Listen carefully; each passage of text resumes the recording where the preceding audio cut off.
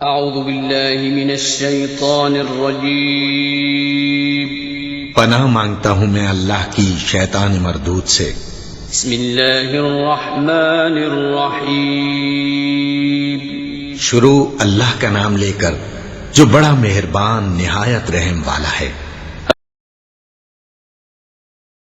نفع میں صرف وہ طالب علم ہے جو اس وقت کا ہر لمحہ اپنا پرچہ حل کرنے میں صرف کر رہا ہے۔ انسان کا لفظ اگرچہ واحد ہے لیکن بات کے فقرے میں اس سے ان لوگوں کو مستثنی کیا گیا ہے جو چار صفات سے متصف ہوں، اس لیے لامحالہ یہ ماننا پڑے گا کہ یہاں لفظ انسان اس میں جنس کے طور پر استعمال کیا گیا ہے اور اس کا اطلاق افراد، گروہوں، اقوام اور پوری نوع انسانی پر یکساں ہوتا ہے۔ پس یہ حکم کہ مذکورہ چار صفات سے جو بھی خالی ہو وہ خسارے میں ہے ہر حالت میں ثابت ہوگا، خواہ ان سے خالی کوئی شخص ہو یا کوئی قوم یا دنیا بھر کے انسان۔ یہ بالکل ایسا ہی ہے جیسے ہم اگر یہ حکم لگائیں کہ زہر انسان کے لیے مہلک ہے تو اس کا مطلب یہ ہوگا کہ زہر بہرحال مہلک ہے، خواہ ایک فرد اس کو کھائے یا ایک پوری قوم یا ساری دنیا کے انسان مل کر اسے کھا جائیں۔ زہر کی مہلک خاصیت اپنی جگہ اٹل ہے، اس میں اس لحاظ سے کوئی فرق نہیں پڑتا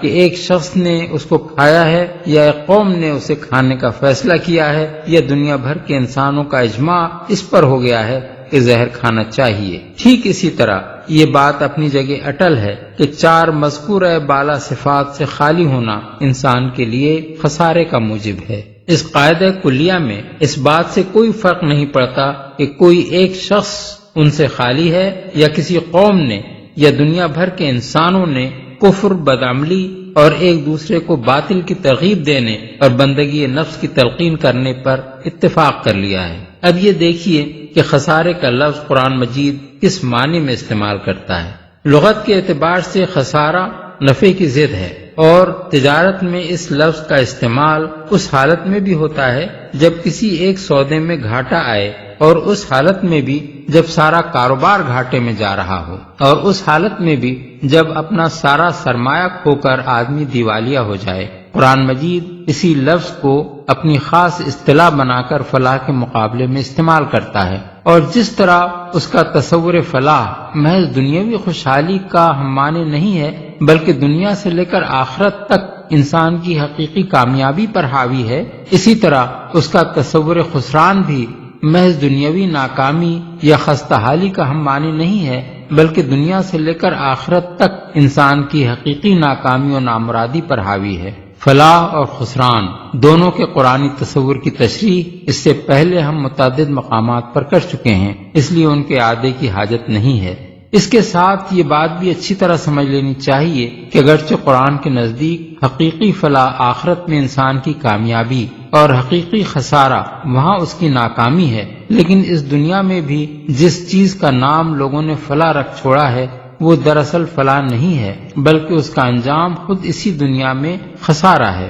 اور جس چیز کو لوگ خسارہ سمجھتے ہیں وہ دراصل خسارہ نہیں ہے بلکہ اس دنیا میں بھی وہی فلاح کا ذریعہ ہے۔ اس حقیقت کو قرآن مجید میں کئی مقامات پر بیان کیا گیا ہے اور ہر جگہ ہم نے اس کی تشریح کر دی ہے۔ بس جب قرآن پورے زور اور قطعیت کے ساتھ کہتا ہے کہ در حقیقت انسان بڑے خسارے میں ہے تو اس کا مطلب دنیا اور آخرت دونوں کا خسارہ ہے، اور جب وہ کہتا ہے کہ اس خسارے سے صرف وہ لوگ بچے ہوئے ہیں جن کے اندر حسب ذیل چار صفات پائی جاتی ہیں تو اس کا مطلب دونوں جہانوں میں خسارے سے بچنا اور فلاح پانا ہے۔ اب ہمیں ان چاروں صفات کو دیکھنا چاہیے جن کے پائے جانے پر اس صورت کی روح سے انسان کا خسارے سے محفوظ رہنا موقوف ہے۔ ان میں پہلی صفت ایمان ہے۔ یہ لفظ اگرچہ بعض مقامات پر قرآن مجید میں محض زبانی اقرار ایمان کے معنی میں بھی استعمال کیا گیا ہے، مثلا سورہ النساء آیت 137، سورہ المائدہ آیت 54،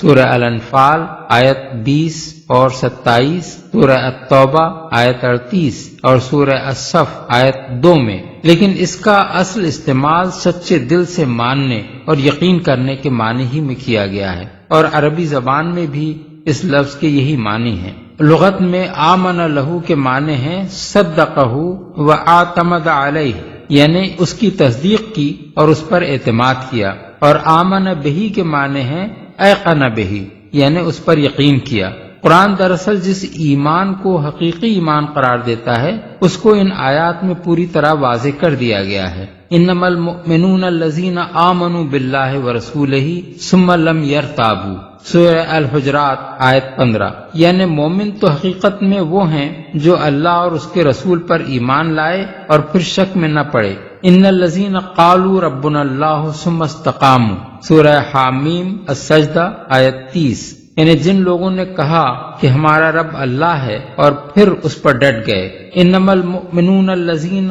اذا ذکر اللہ وجلت قلوبہم، سورہ الانفال آیت 2۔ یعنی مومن تو حقیقت میں وہ ہیں کہ جب اللہ کا ذکر کیا جائے تو ان کے دل لرز جاتے ہیں۔ والذین آمنوا اشد حبا للہ، سورہ البقرہ آیت 165۔ یعنی اور جو لوگ ایمان لائے ہیں وہ سب سے بڑھ کر اللہ سے محبت رکھتے ہیں۔ فلا وربک لا یؤمنون حتی یحکموک فیما شجر بینہم ثم لا یجدوا فی انفسہم حرجا مما قضیت ویسلموا تسلیما، سورہ النساء آیت 65۔ یعنی پس نہیں اے نبی، تمہارے رب کی قسم وہ ہرگز مومن نہیں ہیں جب تک کہ اپنے باہمی اختلاف میں تمہیں فیصلہ کرنے والا نہ مان لیں، پھر جو کچھ تم فیصلہ کرو اس پر اپنے دلوں میں بھی کوئی تنگی محسوس نہ کریں بلکہ سر بسر تسلیم کر لیں۔ ان سے بھی زیادہ اس آیت میں زبانی اقرار ایمان اور حقیقی ایمان کا فرق ظاہر کیا گیا ہے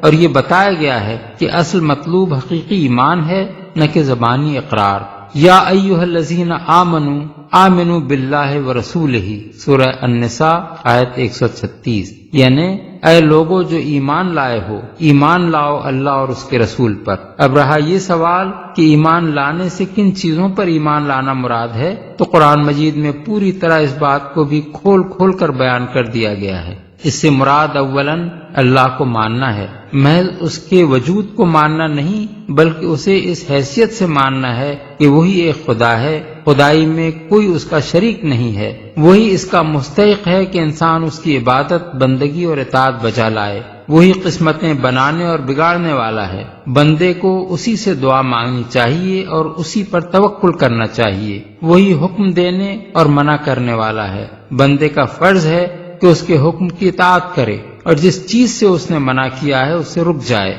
وہ سب کچھ دیکھنے اور سننے والا ہے، اس سے انسان کا کوئی فعل تو درکنار، وہ مقصد اور نیت بھی مخفی نہیں ہے جس کے ساتھ اس نے کوئی فعل کیا ہے۔ ثانیاً رسول کو ماننا اس حیثیت سے کہ وہ اللہ تعالیٰ کا مامور کیا ہوا ہادی و رہنما ہے اور جس چیز کی تعلیم بھی اس نے دی ہے وہ اللہ تعالیٰ کی طرف سے ہے، برحق ہے اور واجب التسلیم ہے۔ اسی ایمان برسالت میں ملائکہ، انبیاء اور کتب الہیہ پر اور خود قرآن پر بھی ایمان لانا شامل ہے، کیونکہ یہ ان تعلیمات میں سے ہے جو اللہ کے رسول نے دی ہیں۔